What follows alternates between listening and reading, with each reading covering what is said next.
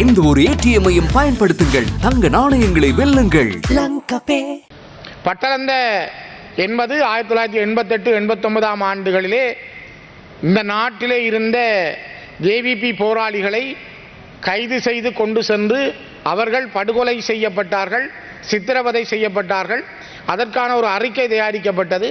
அந்த அறிக்கை இவ்வளவு காலமும் கிடப்பிலே இருந்து முன்னாள் ஜனாதிபதி ரணில் விக்ரமசிங்கே அவர்கள் வழங்கிய பேட்டிக்கு பிற்பாடு இந்த பட்டளந்த அறிக்கை வெளியிலே வந்திருக்கிறது. ஆனால் ஒன்றை நான் குறிப்பிட விரும்புகிறேன். 88-89 நடந்த இந்த ஜேவிபி மீதான இனப்படுகொலை தொடர்பாக, மன்னிக்கவும், இனப்படுகொலை அல்ல, ஜேவிபி மீதான படுகொலைகள் தொடர்பாக அப்பொழுது இருந்த மஹிந்த ராஜபக்ச அவர்கள் ஐக்கிய நாடுகள் சபை வரை இது தொடர்பான ஒரு அறிக்கையும் சமர்ப்பித்திருந்தார். இந்த ஜேவிபியினுடைய படுகொலைகள் தொடர்பாக தன்னுடைய செய்தியை கொண்டு சென்றிருந்தார். ஆனால் அந்த காலத்திலும் இதற்கான தீர்வுகள் எட்டப்படவில்லை.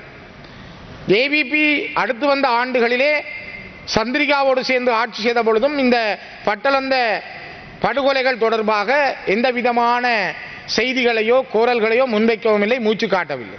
இது ஏன் என்பது தெரியவில்லை. ஆனால் இப்பொழுது அந்த விடயத்தை எடுத்திருப்பது நியாயபூர்வமான ஒரு விசாரணை வேண்டும். இந்த நாட்டிலே படுகொலை செய்யப்பட்ட இளைஞர்கள் யுவதிகளுக்கான நீதி வேண்டும். கதிர்காமத் அழகி மனம்பேரியை சொந்த சகோதரர்களான இராணுவத்தினரே நிர்வாணமாக்கி படுகொலை செய்தார்கள் என்பது உலக வரலாற்றிலே மிக கேவலமான ஒரு பதிவு. அவ்வாறான இந்த நாட்டிலே அதற்கு ஒரு நீதி வேண்டும் என்று நான் பல தடவைகள் சொல்லியிருக்கிறேன்.